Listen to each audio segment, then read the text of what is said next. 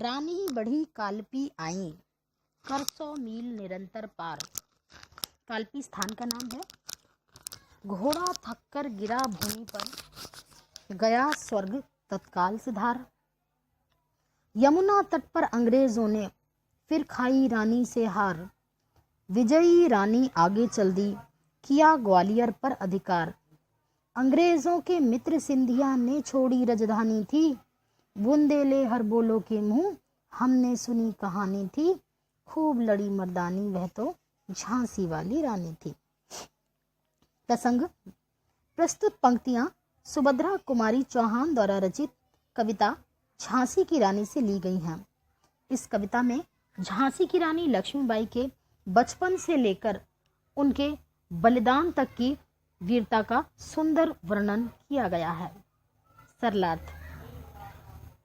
रानी बढ़ी कालपी आई। जब झांसी की रानी लक्ष्मीबाई ने लेफ्टिनेंट वॉकर को घायल कर दिया और वो यात्रा करके 100 मील आगे कालपी आ गई। इतना लंबा सफर तय करने के पश्चात उनका घोड़ा थक कर गिर गया और तत्काल अर्थात तुरंत ही मृत्यु को प्राप्त हो गया। यमुना तट पर अंग्रेजों ने फिर खाई रानी से हार। वहां यमुना के किनारे एक बार फिर अंग्रेजी सेना के अंग्रेज रानी से हार गए। कालपी जीतकर रानी फिर आगे बढ़ी और अब उसने ग्वालियर पर अपना अधिकार जमा लिया। अंग्रेजों के मित्र सिंधिया ने छोड़ी राजधानी थी। ग्वालियर का राजा सिंधिया अंग्रेजों का मित्र था। उसे रानी से पराजित होकर अपनी राजधानी छोड़नी पड़ी। कवित्री सुभद्रा कुमारी चौहान जी कहती हैं कि हमने हर हर महादेव का उद्घोष करने वाले बुंदेलखंड के लोगों के मुंह से यह कहानी सुनी है कि झांसी की रानी ने युद्ध में वीरता पूर्वक अपने प्राणों का बलिदान दे दिया। भावार्थ यह है कि रानी लक्ष्मीबाई की वीरता के सामने अंग्रेजी सेना टिक नहीं पाई और उन्हें हार का मुंह देखना पड़ा। विजय मिली पर अंग्रेजों की फिर सेना घिर आई थी। अब के जनरल स्मिथ सन्मुख था, उसने मुंह की खाई थी। काना और मंदरा सखियां रानी के संग आई थी। युद्ध क्षेत्र में उन दोनों ने भारी मार मचाई थी। अब इन पंक्तियों के माध्यम से बताया गया है कि रानी ने जब ग्वालियर को जीत लिया तो अंग्रेजी सेना ने फिर डेरा डाल दिया और इस बार उनसे युद्ध करने के लिए जनरल स्मिथ आगे आया। रानी ने उसे भी युद्ध में बुरी तरह हरा दिया। रानी की दो सहेलियां काना और मंदरा उनके साथ युद्ध में आई थी और उन दोनों ने भी, क्योंकि वे युद्ध कला में कुशल और प्रवीण थी, तो उन्होंने भी युद्ध में बहुत से शत्रुओं को मार डाला। परंतु तभी पीछे से ह्यूरोज आ गया। ह्यूरोज अंग्रेज अधिकारी था और ह्यूरोज ने पीछे से आकर आक्रमण कर दिया। इस प्रकार रानी दोनों ओर से घिर गई। कवित्री कहती हैं कि बुंदेलखंड के उद्घोष करने वाले गवैयों के मुंह से हमने झांसी की रानी की वीरता के चर्चे सुने हैं। भावार्थ यह है कि रानी लक्ष्मीबाई की सखियां काना और मुंदरा भी उनके ही समान वीर और युद्ध कला में प्रवीण थी।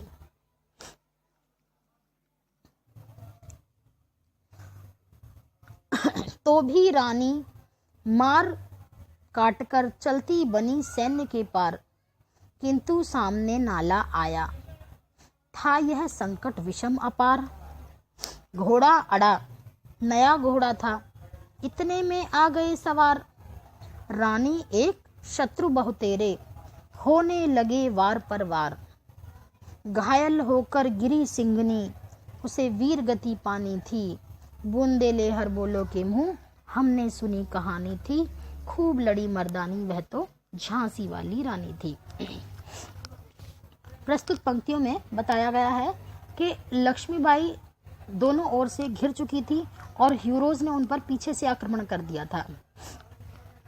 दोनों ओर से घिर जाने के पश्चात भी रानी मार काट कर चलती बनी सैन्य के पार, उस सेना को पार करती हुई आगे निकल गई। तभी अचानक एक बहुत बड़ा नाला आ गया और रानी के लिए यह एक विषम संकट था, अपार बहुत बड़ा संकट था।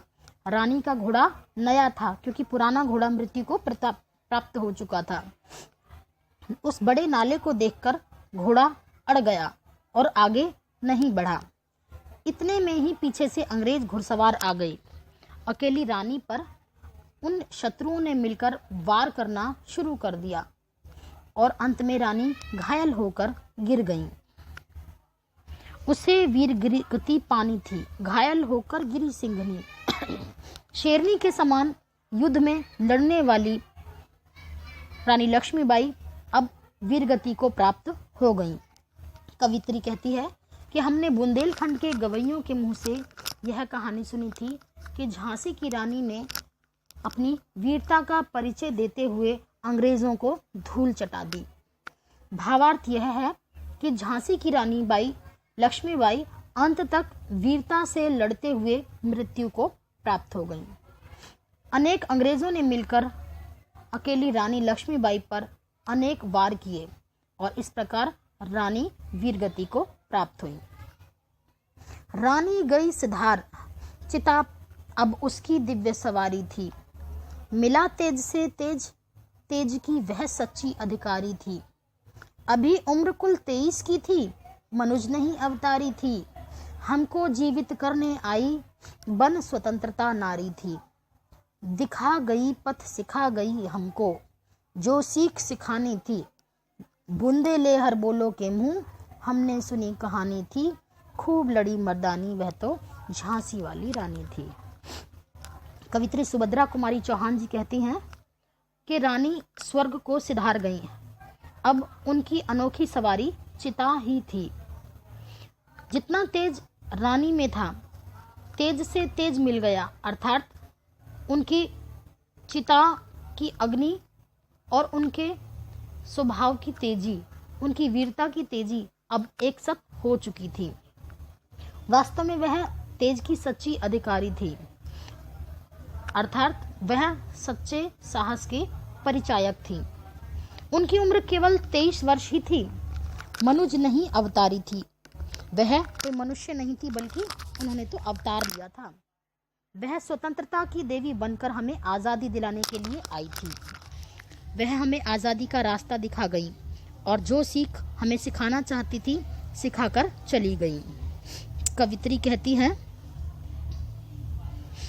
कहती हैं कि हमने हर हर महादेव का उद्घोष करने वाले बुंदेलखंड के लोगों के मुंह से यह कहानी सुनी है कि झांसी की रानी वीर थी।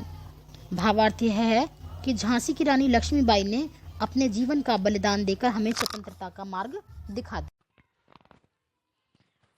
अगले पद्यांश में सुभद्रा कुमारी चौहान जी कहती हैं, जाओ रानी याद रखेंगे हम कृतज्ञ भारतवासी, यह तेरा बलिदान जगावेगा स्वतंत्रता अविनाशी। होवे चुप इतिहास लगे सच्चाई को चाहे फांसी, हो मदमाती विजय मिटा दे गोलों से चाहे झांसी। तेरा स्मारक तू ही होगी तो खुद अमिट निशानी थी। प्रस्तुत पंक्तियों के माध्यम से सुभद्रा कुमारी चौहान प्रसंग, ये पंक्तियां सुभद्रा कुमारी चौहान द्वारा रचित कविता झांसी की रानी से ली गई हैं। इस कविता में कवित्री ने झांसी की रानी लक्ष्मीबाई की वीरता और उनके बलिदान का सुंदर वर्णन किया है। सरलार्थ, कवित्री कहती है कि रानी लक्ष्मीबाई के स्वतंत्रता आंदोलन के योगदान को हम कभी भी नहीं भुला सकते। हम भारतवासी उनके उपकार को हमेशा याद रखेंगे। रानी लक्ष्मीबाई का बलिदान कभी भी समाप्त नहीं होगा और प्रत्येक भारतवासी के हृदय में स्वतंत्रता जगाएगा। चाहे इतिहास चुप हो जाए, अर्थात चाहे सच्चाई को समाप्त कर दिया जाए, चाहे हम बड़ी से बड़ी विजय प्राप्त कर लें, लेकिन फिर भी हमारा इतिहास रानी लक्ष्मीबाई के याद को कभी नहीं भुला पाएगा। उनकी वीरता हमें सदा याद रहेगी। वह मरकर भी हमेशा के लिए अमर हो गई थी। कवित्री कहती है कि बुंदेलखंड के गवैयों के मुंह से हमने सुना है कि रानी लक्ष्मीबाई वीर थी और वो वीरता की अमिट मिसाल थी। उन्होंने मर्द के समान अर्थात पुरुषों के समान युद्ध में वीरगति प्राप्त की थी। भावार्थ यह है कि झांसी की रानी लक्ष्मीबाई ने अंग्रेज़ों से देश को स्वतंत्र कराने के लिए अपना बलिदान दिया था और उनका यह बलिदान कभी भूलना नहीं चाहिए। वह वीरगति को प्राप्त होकर अमर हो गई। धन्यवाद।